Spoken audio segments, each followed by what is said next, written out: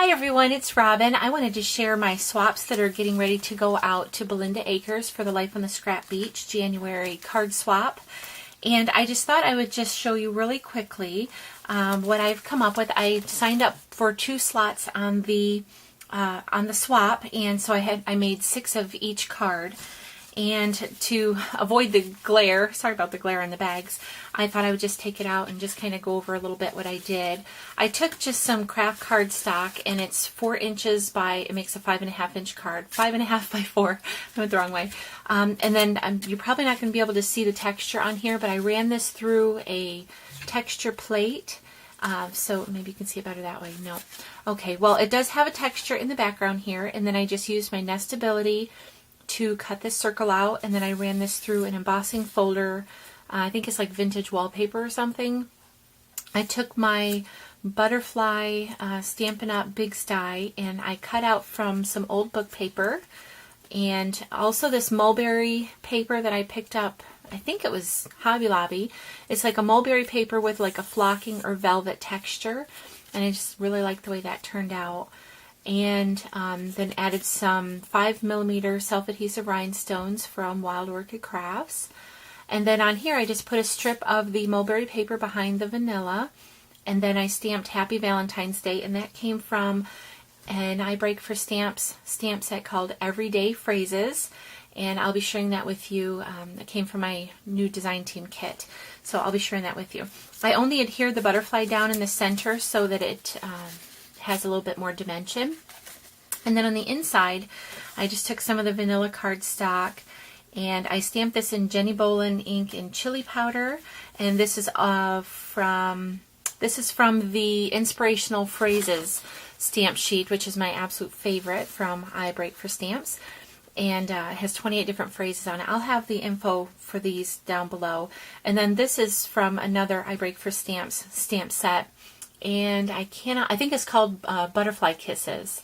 So I'll have that link as well. So that is my first card. And then the second card is kind of a shabby chic card. And I saw my inspiration for the fishtail kind of banner look came from Pinterest, and I didn't pin it, so I went back to look so I could give proper credit to whoever came up with this, or the first place I saw it, and I hadn't pinned it. It was just kind of in my head somewhere. I came along, just kind of surfing, so I don't know who to give credit for the inspiration for doing the fishtail. But anyway, what I did, I took a 3 inch by 1 inch strip, actually 5.5 of them, and then I just used my one of my punches to slot out the little fishtail, and then I inked it. I'll show you how I did this in another clip coming up, so I'm not going to go into the details of that. But this came from the Everyday, the phrase here, a quick note came from the Everyday Phrases from I Break for Stamps. This cotton lace, and then the Divine Twine in the pink, as well as the flowers, all came from Wild Orchid Crafts. And the base is just white cardstock. Actually the pre-folded cards from Hobby Lobby. And then this Happy Valentine's Day is just a Valentine's Day stamp from I Break for Stamps. Again, I'll have the info for that in the info bar down below. And just cut it out with my Nestabilities. This craft cardstock came from Hobby Lobby, and then it just has my info on the back. So these are my 2 cards, and I'll be right back with a clip for how to create this card. And I wanted to share with you how this card came together. And I've just used a white card base from one of these packs at Hobby Lobby. I just grab one out, and they're already pre-scored, so let me just burnish that score line. Okay, so I'm going to set this aside for just a few minutes, and what I have are 5 strips that are 1 by 3.5 inches. Then I have another strip that's 1/2 inch by 3.5 inches. And what I'm going to do is just create this kind of fishtail look here. And so what I'm using to help me is just this punch here. You could use a square punch, it doesn't matter what size square, or you could just kind of freehand it and just kind of give little snips. And what you do is you line each of these corners up along the edges there, and that will create your fishtail look. And so let me just kind of speed this up. I'll show you one, and then I'll speed it up for the rest of them. Okay, So then you're left with this look here. So let me just finish the rest of these, and I'll show you on this one. It's a little different.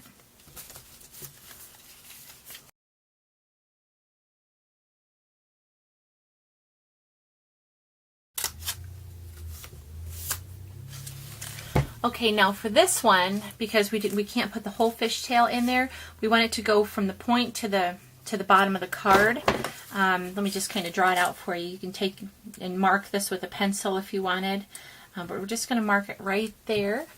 And then I'm still going to use my, for consistency's sake, I'm still going to use my punch. So I'm just going to line this top corner up with the point, the corner on my punch. Okay, so you end up with this look. Now what I'm going to do is take some Vintage Photo Distress ink and my blending tool, and I'm just going to ink around 3 sides. You don't have to worry about this side because we're going to cover it. So let me just do that really quick.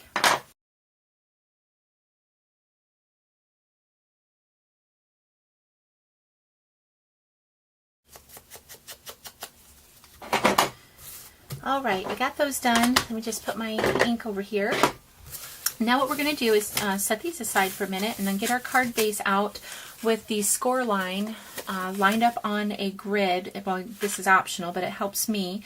And the grid paper that I use has quarter-inch score lines, or dotted lines. So I'm going to line this up at 1/2 inch, which is 2 squares. And I'm just going to mark with my pencil roughly. It won't matter because we're going to cover it. That way it'll help me to know where to place the flat end of our banner so that they'll be consistent. And I'm just going to use my ATG gun to adhere these down. And then you just kind of line it up, starting with the top, the 1 inch, and you're going to work your way down to the 1/2 inch being on the bottom. You're looking at this upside down. But you just want to line the end up there, and then of course the top. And we're just going to work our way down.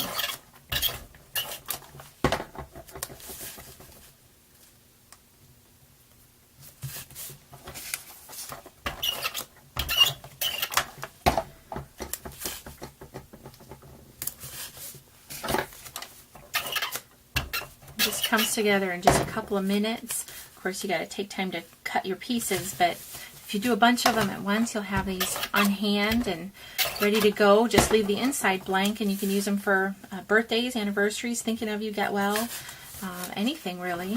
It is obviously more of a feminine card, but I know I send out a lot of those. Okay, and then the last one, you just want to line up with the bottom of the card. Okay, so it should look like this at this point. Now we're going to take a strip of craft cardstock that measures 1/2 inch by 5.5 inches, which is the length of our card. And we're going to line that up along the score line. We're going to cover this part up, so it really won't matter if it's lined up this way. So don't worry about that. Let me just add some adhesive. And again, lining it up along the score line in the top and bottom of the card. Okay, so it should look like that. Now I'm going to add 1/2 of a doily, and these are just I think they're 4.5 inches in diameter, and I've just used my trimmer to cut that in half. I'm going to add just a little bit of the Vintage Photo just to soften it up a little bit. I still want a lot of white to show, and I'm not going to worry about this flat end because we're going to cover that up as well. Let me just adhere that. I'm going to use 2-way glue pen and then this tape runner just because it's lighter. And let me just pop some adhesive around the edge here really quickly. We're going to have other layers over this, so you don't have to worry about getting every little spot. Okay, and let me put a lid on that. Now what we're going to do is just worry about lining this part up where we want it here, not worry about the back. Okay, you could actually leave it more than just 1/2 of a doily if you were worried about that. Okay, I'm not worried about it because I know we're going to add more layers on it and you won't even see it. So, okay, now what I'm going to do is I'm going to take some, I just did it in half so that it wouldn't have as much waste. That way I can use 1/2 on each card. And so, like I said, it eliminates waste that way. Get some cotton lace. This is from Wild Orchid Crafts. And what we're going to do is just attach it this way so that the decorative edge is facing the score of the card. So let me cut off what I think I'm going to use. We can trim it later. All right, and just to help hold it down, I'm going to add just a little bit of tape. Okay, then I'm going to use my hot glue gun to finish adhering this. Okay, so again, this is my score line. And I'm just going to have a little bit peeking through here. Okay. All right, we can trim this off after we hot glue it. I'm going to get my hot glue gun in here. And you can see that this is lined up pretty much with the end of the doily. And then we're going to also add some twine. So if there's any gap, that'll be pretty much invisible.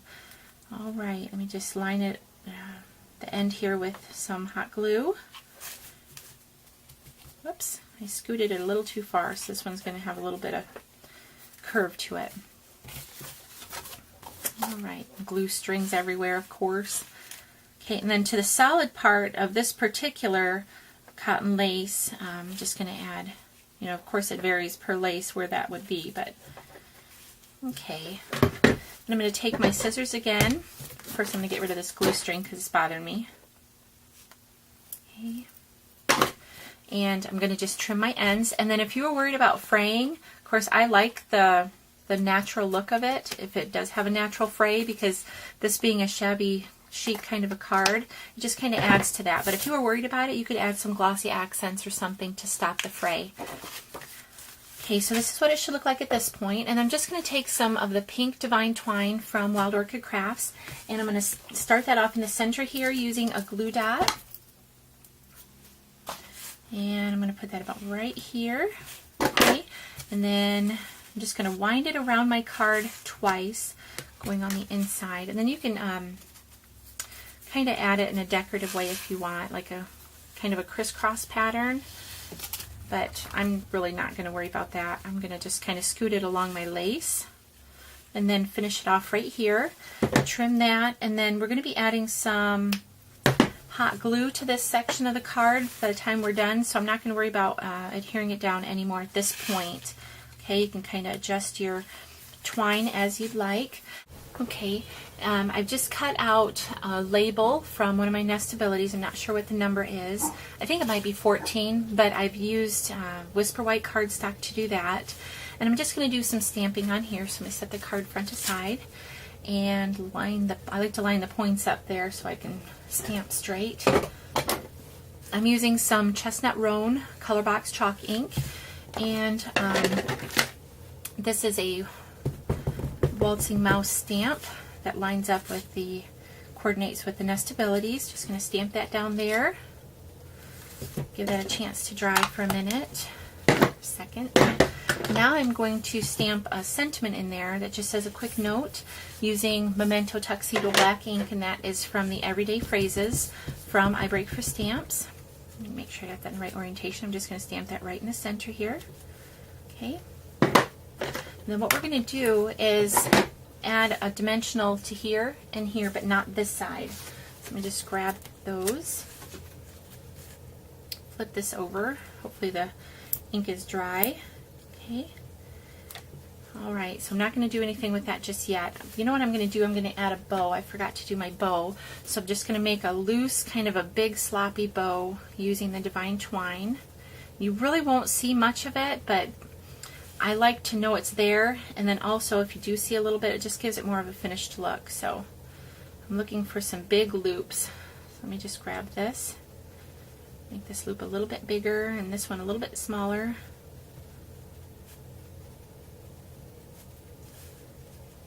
Okay, so about like this would be right. Let me trim my edges. Okay, so I can fiddle with this for quite a while, so I'm just going to kind of leave it.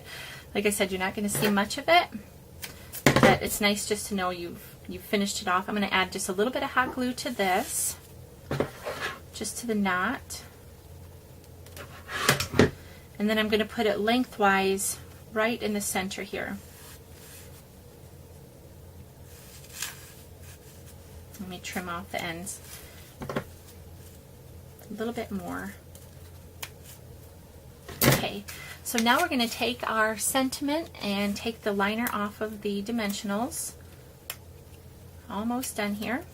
I'm going to add a little bit of hot glue to this side here, which is the this end of the tag.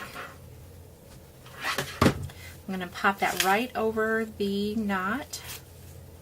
Okay, just going to push that down. And then I'm going to take some of the 20 millimeter open roses. I'm going to bend the stem over. Just going to snip off a piece there.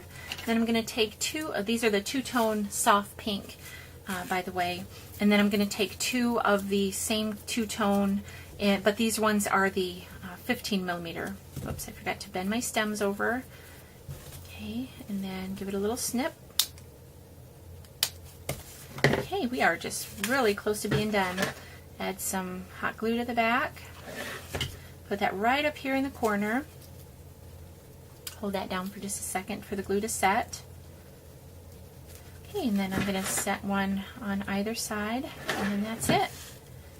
You can either finish off the inside with a sentiment or just kind of leave it for as needed. Okay, and then one here, let me move this toward me. One here at the top. Okay, and then that is the finished card. And for the inside sentiment, I just used this one that says Happy Valentine's Day, and I stamped that in the color box chalk ink and chestnut roan. So thank you so much for watching. I hope you all have a great day. Bye-bye.